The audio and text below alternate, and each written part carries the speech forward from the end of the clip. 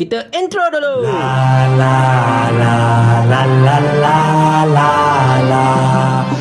Semakin lama, saya merasakan macam ada satu gerakan yang terancang lagi licik untuk merendahkan serta menjatuhkan dan menjauhkan golongan agamawan ini daripada masyarakat. Anda rasa macam mana? Assalamualaikum warahmatullahi. Sebelum kita pergi lebih lanjut dengan topik kita pada kali ini, saya ingin menjemput anda semua pada hari Sabtu ini, 30 hari Disember 2023, bertempat di Padang 8/9 Bandar Sangway Petaling Jaya. Sila hadir beramai-ramai, bawa seluruh keluarga anda ke program Sembang Ambang Tahun Baru 2024 Anjuran PAS Petaling Jaya. Ada karnival, ada buskers dan yang paling penting sekali tuan-tuan sekalian, pada malam itu ada ceramah dan juga forum yang menampilkan YB Viral, Kak Dayangku Intan, Ustaz Muhammad Zubir Embo dan yang paling penting sekali menampilkan Papa Berry selaku terajuk utamanya, insya-Allah. Jadi datang beramai-ramai ke Padang 8/9 Bandar Sangway pada 30 hari bulan Disember ini bermula jam 6 petang sampai pukul 12 malam. Kita sama-sama meraihkan ketibaan tahun 2024 dengan sedikit recap berkenaan dengan apa yang telah berlaku sepanjang tahun 2023 ini. Jangan tak datang tahu. Berbalik pada isu kita, tuan-tuan dan puan-puan sekalian. Nampak gayanya kontroversi yang melanda PMX yang melibatkan sekali Ustaz Azhar Idrus telah menyebabkan saya rasa ramai pihak cuba untuk menangguk di air keruh dengan merendah-rendahkan Ustaz Azhar Idrus serta para agamawan lain. Anda tengok posting ini. Dia siap kata apa? Penceramah selebriti minta RM40,000 upah ataupun sedekah ataupun sumbangan setiap kali hendak menyampaikan ilmu dekat masjid dan sebagainya. Gambar dia ambil gambar Ustaz Azhar Idrus tetapi diblurkan. Tapi tuan-tuan sekalian, orang buta pun nampaklah siapakah yang gambar itu, yang diblurkan itu. Orang tahu belaka. Jadi tidak dapat tidak, saya nampak ini merupakan satu usaha untuk bukan sekadar untuk merendah-rendahkan serta orang kata apa, memeli Ustaz Azhar Idrus, tetapi juga terus nak attack para agamawan kita yang lain-lain dekat luar sana. Sebab benda ini tuan-tuan sekalian, iaitu isu penceramah minta upah lah, penceramah dapat upah di masjid lah, penceramah dapat sumbangan whatever ini, memang dimain-mainkan oleh para musuh Islam, tak kiralah kafir ataupun yang mengaku Muslim tapi munafik ini sejak sekian lama. Bukan sekadar Ustaz Azhar Idrus yang kena, tuan-tuan dan puan sekalian, tetapi contohnya Ustaz Firdaus Firabib dekat Kedah itu pun turut dipersoalkan. Oh, macam mana Ustaz ada Honda Civic? Macam mana Ustaz ada perniagaan yang hebat? Macam-macam lagi. Adakah Ustaz ini menunggang agama untuk mendapatkan duit dan sebagainya? Itulah ayat yang paling selalu digunakan para ustaz ini, menunggang agama. Dan contoh macam Kapten Bersara Asri Khalid pun kena juga. Ramai lagi lah bila ustaz ini berceramah dapat sumbangan dan kemudian membelanjakan sumbangan itu untuk peribadi, dikatakan ustaz itu menunggang agama untuk mendapatkan upah dan sebagainya. Macam-macam kutukan, macam-macam pilihan telah dilemparkan kepada golongan agamawan ini, seolah-olahnya macam dosa gila bila mereka ini mendapat sumbangan daripada masjid dan kemudian membelanjakan sumbangan tersebut untuk tujuan peribadi dan sebagainya. Bahkan ada yang siap kata ustaz-ustaz ni letak bayaran sampai RM20,000, RM30,000 sebagainya, penunggang agama. Lain macam betul ayat mereka, tuan-tuan sekalian. Anda pernah dengar tak benda-benda macam tu? Of course pernah. Saya yakin anda pernah. Potong kuku jari saya, anda pasti pernah dengar perkara seperti itu. Dan yang kelakarnya, tuan-tuan dan sekalian, bila benda-benda itu berkumandang, bila para musuh Islam ini tak kira kafir ataupun munafik ini mengeluarkan perkataan-perkataan seperti itu, ramai pula yang menyokong, yang menambahkan garam, menambahkan rencah sampai sudah tidak mampu untuk membezakan antara dosa dengan pahala. Lain macam betul, tuan-tuan dan sekalian. Agaknya mereka ini yakin api neraka itu sejuk agaknya. Tetapi tuan-tuan dan puan sekalian, benda-benda macam ini pada pandangan saya tidak dapat tidak merupakan agenda pihak-pihak tertentu. Tak nak sebut pihak mana, imajinasi anda saya tak tanggung. Tetapi ada agenda pihak-pihak tertentu sejak dahulu sampailah sekarang ini yang cuba untuk menjauhkan rakyat, terutamanya anak-anak muda, daripada para agamawan ini, para ustaz ini. Sebagai contoh, Ustaz Azhar Idrus, begitu ramai sekali pengikutnya, begitu ramai sekali pelajarnya, orang yang mengikuti kuliah-kuliahnya adalah daripada golongan anak-anak muda. Nak tahu power tak power Ustaz Azhar Idrus ni kan? Dengar apa kata Syekh Ali As-Sabuni ini. Saya tahu, saya berada di sana masa Syekh Ali sebut benda ini. Atuhibbuna ayyuhal ikhwah أن تموتوا وتحشروا مع أبي جهل أم مع الشيخ الأزهري؟ هذا الشيخ العالم الفاضل خادم للإسلام احفظوا عليه، فنحن جئنا لنستفيد منه لا لنفيدكم. نحن جميعا محتاجون إلى عالم رباني يؤمن بأن الله واحد وأن دين الله واحد هو الإسلام.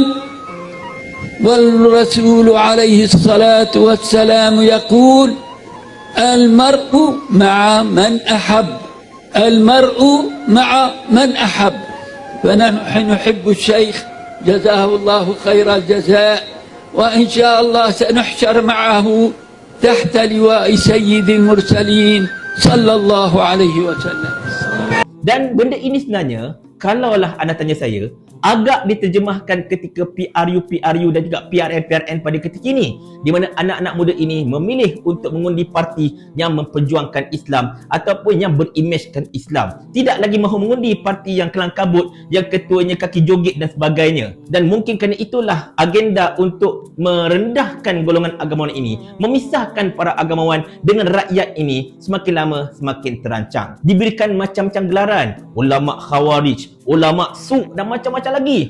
Tak ingat dunia. Dia kata para ulama ini menunggang agama. Dia tu yang menunggang istilah-istilah agama, tak sedar pula. Tapi betul ke gelaran ulama su itu diberikan kepada ulama-ulama seperti Ustaz Zaidus? Tak tepat. Ulama su ini, anda tanyalah mana-mana ustaz, tanyalah mana-mana ulama, tanyalah mana-mana syekh, mana-mana habib atau sesiapa sahaja, mereka pasti akan mengatakan ulama su ini bila mereka ini menggadaikan agama semata-mata untuk mengikut telunjuk mereka yang memusuhi Islam. Itu ulama su. Bukannya ulama yang menceritakan tentang kebenaran, bukannya ulama yang menceritakan tentang perkara-perkara yang betul, perkara yang hak menolak yang batil. Bila ulama-ulama itu cerita perkara yang betul yang tak sesuai dengan tekak mereka, marah pula mereka masalahnya kan. Padahal ulama ini bercerita dengan dalil, dengan hadis, dengan macam-macam lagi. Tapi mereka tak nak dengar. Balik pada isu konon-kononnya para ustaz, para ulama ini letak harga, tuan-tuan dan puan-puan sekalian. Kalau kita ceritakan tentang Ustaz Azhar Idrus, tuan-tuan, anda boleh bertanyakan kepada sesiapa sahaja yang pernah ikut Ustaz Azhar, yang pernah menjadi sebahagian daripada tim Ustaz Azhar, yang ikut Ustaz Azhar pergi ke sana, pergi ke sini untuk berceramah. Anda tanya mereka. Nescaya mereka akan katakan yang Ustaz Azhar tidak pernah meletakkan walau satu sen pun harga.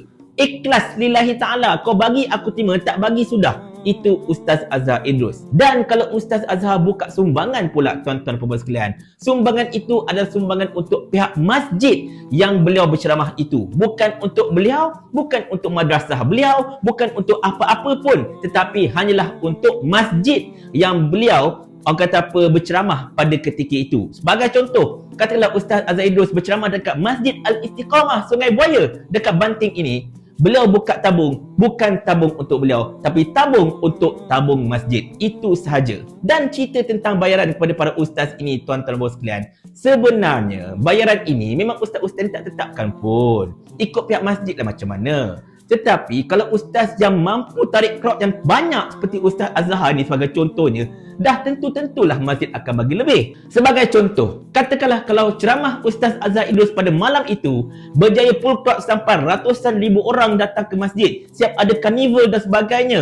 Masjid ini siap dapat buka gerai dan sebagainya kan, siap buat majlis. Dan kemudian kutipan masa ceramah itu saja pun dah cecah ratusan ribu. Dah sasar dah dia hulu lebih sikit kat Ustaz Azhar. Setakat 20-30 ribu. Kalau kutipan itu sendiri dah 100 ribu contohnya, bagi Ustaz Azhar 20 ribu tu kecil je sebenarnya bagi diorang, bagi masjid tu. Sebab masjid ini, kutipan ini of course akan masuk tabung masjid. Dan kemudian mereka akan bagi sagu hati pada ustaz yang berceramah. Dan kalau ustaz itu tak popular katakan, atau ustaz biasa-biasa, ustaz yang memang tiap-tiap minggu datang ke masjid itu contohnya, taklah dia orang bagi banyak, dia orang bagilah sikit sebagai upah datang, duit minyak dan sebagainya, upah makan, kan? Sesuailah dengan kutipan pada malam itu sebagai contohnya. Jadi benda ini jangan risaulah. Para ustaz ini memang tidak letak apa-apa tanda harga. Oh, aku Ustaz Azhar Idrus, kau kena bagi aku bodoh-bodoh pun 30 ribu. Tak ada, tuan-tuan. Kalau ada yang kata macam tu, itu fitnah yang paling dahsyat sebenarnya. Tetapi, katakanlah kalau ustaz-ustaz ini nak letak harga pun contohnya,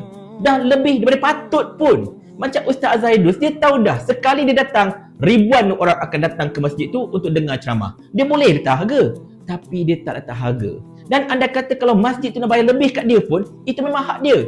Sebab ilmu yang dia dapat itu tidak percuma. Dia tetap berbelanja wang ringgit untuk dapatkan ilmu itu. Dia menghabiskan masa bertahun-tahun, berpuluh tahun belajar bertalaki, meninggalkan segala-galanya, meninggalkan keluarga, meninggalkan kerjaya, meninggalkan semuanya untuk mendapatkan ilmu-ilmu yang disampaikan pada masyarakat. Pengorbanan para ustaz ni bukan kecil, tuan-tuan. Bukan kecil sebenarnya. Jadi selayaknya lah kalau dia mengajar, memberikan ilmu yang sebenarnya didahagakan oleh masyarakat seperti kita ini, memang patut kita bayar lebih lah. Oh, kalau artis datang menyanyi, satu dua lagu, oh bagi 10,000 dia tak harga. Oh, I punya lagu, satu lagu 3,000. Dia nyanyi 4 lagu, bayar 12,000. Okey pula, hulur je tak ada masalah. Tak ada banyak songeh pula tu kan. Siap ada jual tiket lagi, itu masalahnya. Tapi kalau ustaz dapat lebih sikit dah memekak. Munafik ini apa kau ni masalahnya? Jadinya tuan-tuan dan puan sekalian, saya nak menyeru kepada mereka dekat luar sana, terutamanya mereka yang bersekongkol dengan para musuh Islam ini, tak kira mereka yang bukan Islam ataupun yang mengaku Islam tapi munafik ini, tolong bawa sedar diri sikit dan jangan jadi hipokrit. Jangan jadi hipokrit. Para ustaz ini bukannya buat kerja percuma. Tahu tak? Mereka ini juga perlu dibayar sesuai dengan ilmu dan juga kemahiran mereka serta status mereka. Sebab itu adalah kerjaya mereka, profesionalisme mereka. Mereka bukannya ambil ilmu dekat YouTube pun ajarkan, tetapi mereka ambil ilmu dengan bertalaki, dengan belajar bersungguh-sungguh, mendapatkan ijazah-ijazah daripada para muallim mereka, daripada para murabbi mereka, dan benda itu bukannya mudah. Kalau benda itu mudah, kita semua dah jadi ustaz masalahnya. Tapi masalahnya, anda ni kan, yang duk nak kutuk ulama ni, yang nak mempertikaikan macam-macam pasal ulama ni, anda tahu tak tentang syarat sah untuk mandi wajib? Kalau syarat sah mandi wajib pun anda tak gerti terkial-kial, tak payah cerita banyak. Hukum solat jenazah, ambil wuduk, tak ambil wuduk pun tak gerti. Siap kata, oh solat jenazah tak payah ambil wuduk. Ngarut kau ni masalahnya. Orang macam ni nak kutuk-kutuk para ulama. Daripada kau kutuk ulama tu, baik kau jawab soalan aku yang ni. Mau tak Tuan hamba kalau hamba kirimkan ke akhirat?